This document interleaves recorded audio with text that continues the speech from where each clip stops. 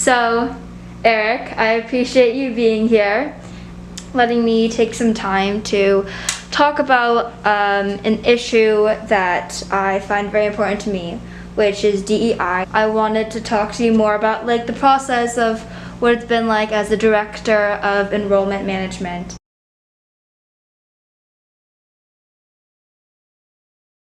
It's a great question. So I've been doing this for 23 years, not at Crossroads, but at 4 different schools. I started at college admission. I love being a part of opening a door to a place that could be transformative for a student and their family, regardless of who they are.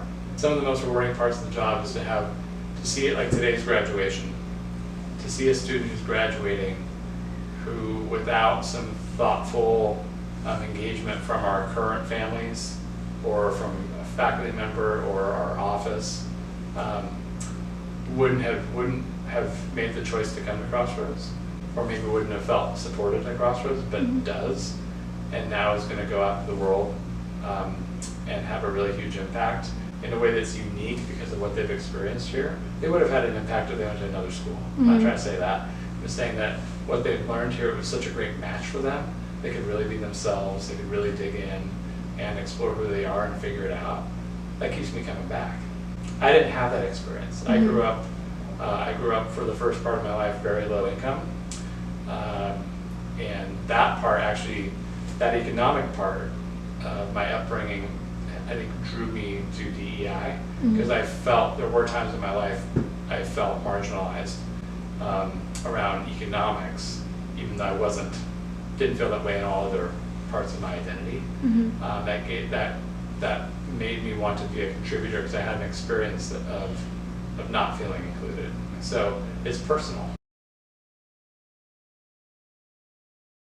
Yeah, thank you. When I think about DEI, I separate each of the 3 out. So diversity is really about numbers of people and different experiences and differences, but having a critical mass of people from all backgrounds, many backgrounds in one place. The key, what people value about that is not only on the community side, it's also been researched that generates the best academic environment. The more diverse the classroom is in every single way possible, the better the outcome is going to be for every single student.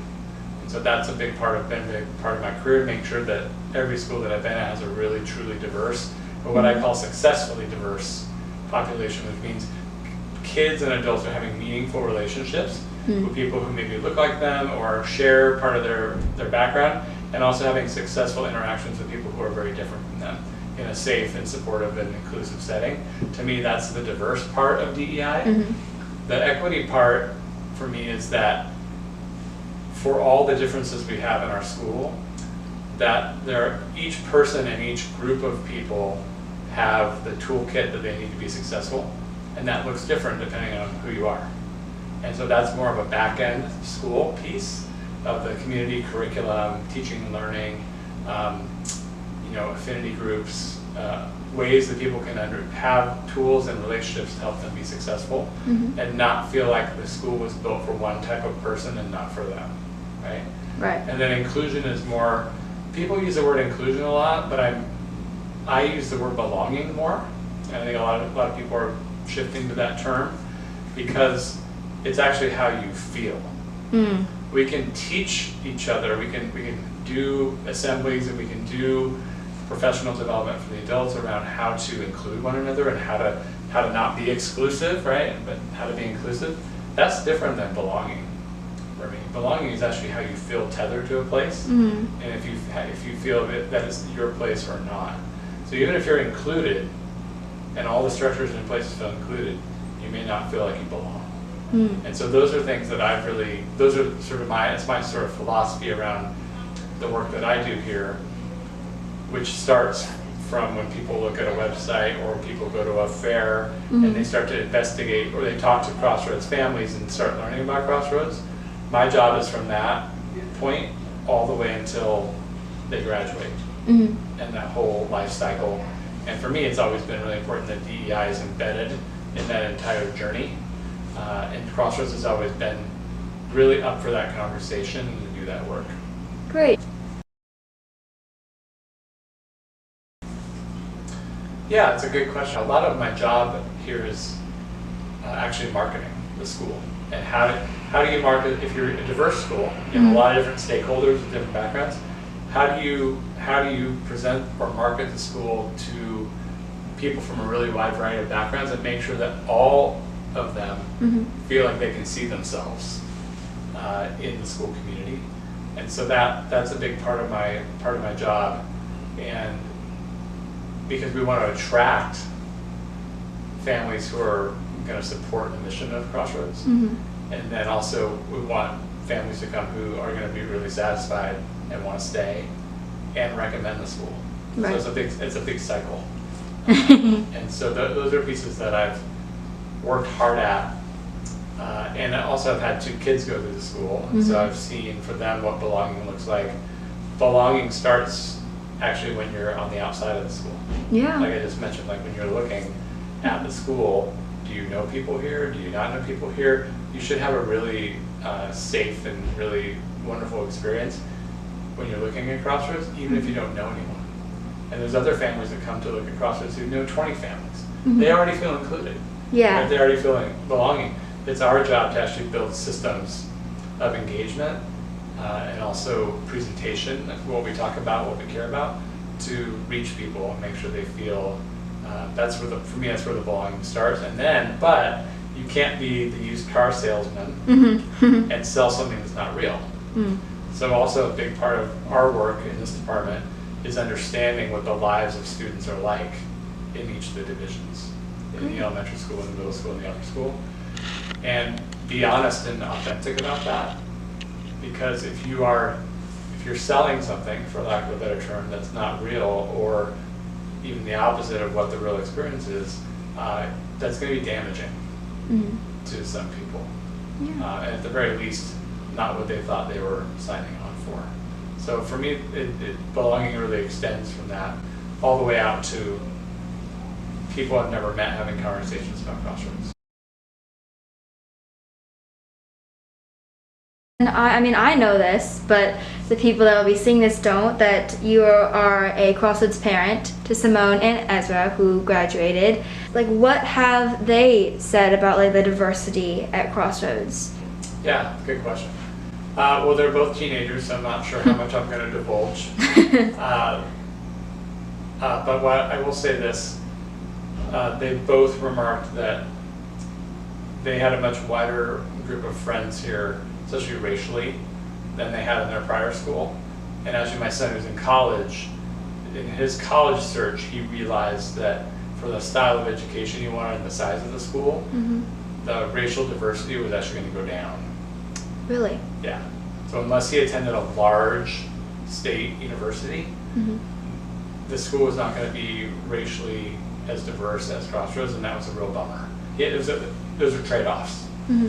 So that's been his experience. And then I think what Simone has said to me is she has white friends, and she has friends from many other racial backgrounds.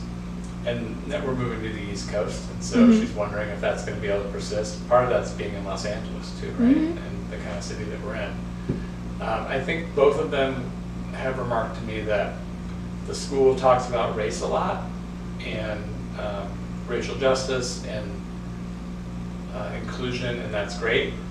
I think one piece that they've never heard about is actually socioeconomic status and class, which I think we as a family feel is actually sometimes can be more of a divider sometimes than race. A divider, and yes. that's something the school needs to interrogate and look at, because that's real. You know, there's in the west side of LA, the spectrum, the economic spectrum is really, really, really wide. Yeah, and that's happening here at the school. But I think that's something that I've heard from my kids and other students that they wish would actually be brought into the light more. Yeah. Why is it important for, an administration to be surrounded by a group of like diverse students? Mm-hmm. Like, what can you guys learn from this? Yeah, it's a great question. So as I said earlier, we've read a good amount of research that thought diversity in general, which then relates to your background. Mm-hmm. The more ideas and different points of view and experiences that are in a room generates the best outcome and the best product. That's true in corporate America, that's true in academics. It's also true in things like athletics, right? If you get too many people with the same experience together, you have much larger blind spots, Mm-hmm. which means they're not going to achieve what they're set out to achieve. So to have as many people at the table from different backgrounds just generates a better outcome. Also, having a really diverse student body and adult body who also feel included and belonging prepares everyone. That sets a norm, that's normal and that's good in a really segregated society. Where some families come to our office and they take a walk down the alley and they look at who's here, and it's not always about what you look like, but that's what they can reference at that point. And they come back and they say, "Wow, I never thought that going to a private school Mm-hmm. or independent school would be where I actually find a diverse community, because in my public school it's not." And for many people, those public schools have become kind of resegregated. That makes sense. They were forced to be integrated, Mm-hmm. during a certain period of time. A lot of that's gone away. And so people are actually seeking out schools like Crossroads because they want their kids to be around a lot of different folks and learn from them and offer something Mm-hmm. to that conversation, and have a baseline that it's not only normal and comfortable, but also required and necessary to have meaningful relationships across differences that really divide our society. And then what does that look like when kids go out, graduate, go into the world, go to college, go into the workforce? We hear a lot about our alums Mm-hmm. and how they sort of stand up for social issues, how they stand up for inequities in their career paths, wherever that is. The world needs that. Mm-hmm. And so from more of a mission standpoint, if you interviewed like Barber, I think he would talk a lot about that education is an instrument of change. And so if DEI is something you're really prioritizing, then you have the ability to actually have that change occur, not just here, but at all the places that the students wind up going and growing up, and then having their own children Mm-hmm. with those values, right? There's a halo effect or butterfly effect on that I believe in, that I think the school believes in. Which is why it's so key to focus on these things.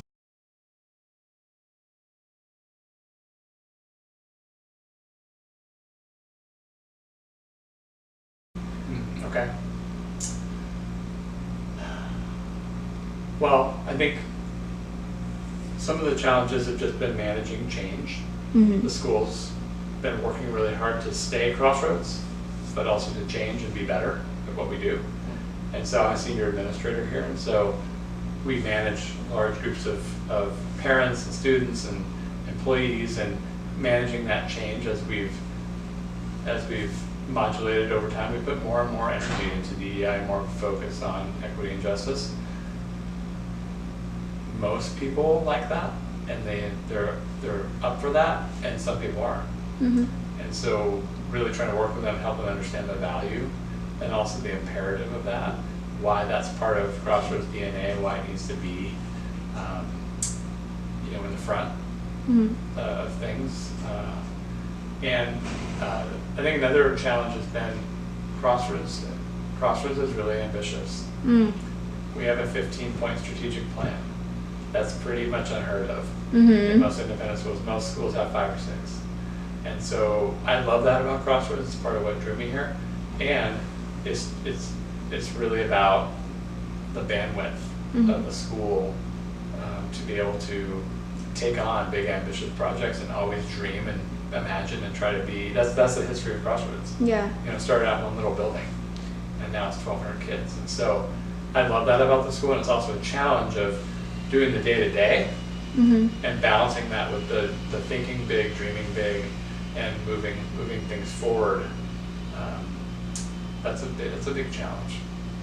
And then I think another challenge is just Los Angeles is a challenge, and it's really expensive to be in Los Angeles, and so making sure the school can attract the teachers and staff that it wants, and the families that it wants, and families don't have to be driving from an hour and a half away to get to Santa Monica. Those are things I think about. Those are the kind of some of the things that keep me up at night, because if that starts to disintegrate, the school is going to be very different than it is right now. So those are a few of the things I think about. Thank you. Well, one thing I can think about is this current year in our department, we changed the name of our financial aid program to the affordability program. And that was conversations I had with Stephen Casey, who's our director of affordability last summer, was what sounds like a stigma, right? What sounds like a handout, or what we were noticing the financial aid, that term wasn't registering very well with younger parents, especially like elementary school age of kids. And so affordability sounds a lot less like the DMV or the IRS, and a lot more like a relationship. And what it actually is, which is just a discount on the tuition. Let's figure out, if you can't pay the full Crossroads tuition, let's figure out what you can pay, and then make sure that we can offer that to you, so you can be here, be a full participant, feel full ownership, feel full belonging, right? That, for me, that sort of shift of mindset, we wrote a mission statement for the affordability program, which you can read on the website, that actually stitches 25% of our students receive affordability grants. That's a lot for an independent school. Stitching that more to the bigger picture of wealth inequality, generational, socioeconomic,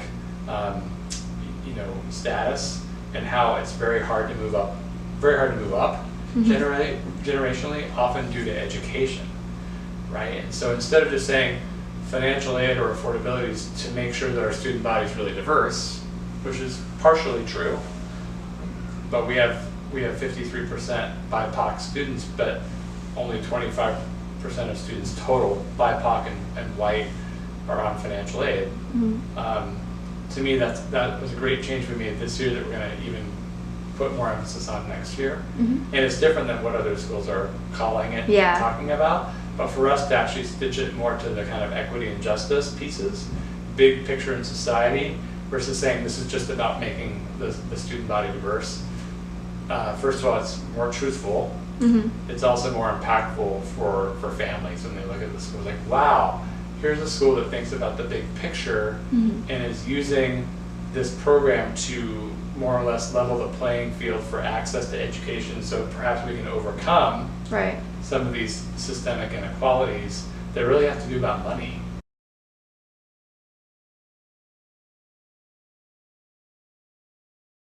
A few weeks ago, they brought in candidates for my role, so I'm leaving Crossroads at the end of June. And so they asked me, a couple of them asked me what is the unfinished work.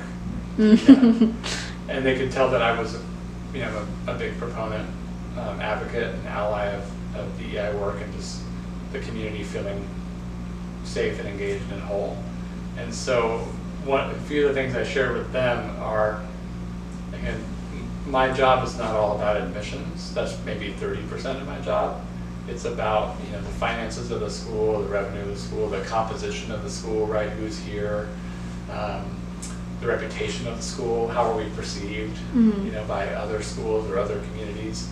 And so when I thought about that, some of the unfinished work, now that Stephanie Carrillo is here and there's a DEI department, is actually collaborating with them and collaborating with the divisions to help them understand the student experience better.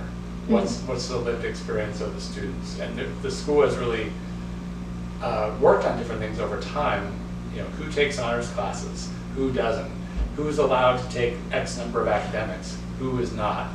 A lot of the administrators here have those questions, and they want answers to them to make sure that the school is an equitable place Right. and an inclusive place. And where we put so much energy into DEI here is important. You also need some research to verify that what you're putting emphasis on is working. And so for me, that's some of the unfinished work, and that's the collaboration, because enrollment management is very collaborative. You work with the board, you work with the finance part of the school, you work with the divisions to make sure that the school is everything here is really authentic and robust and serving students really well. So those are a couple of things I think. Yeah. If I were here for another 1 or 2 years, we would really drill into that, and I hope the school does. I think it will.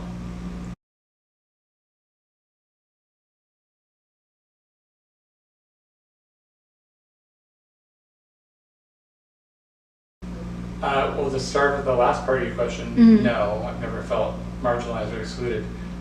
I'm a cisgender, hetero, white male, and so I have a lot of privileges that I get to walk through the world with. Where the work of DEI comes in for someone like me is to have the willingness to actually want to give some of those up for the benefit of the whole, for the benefit of the community, which is part of what allyship is.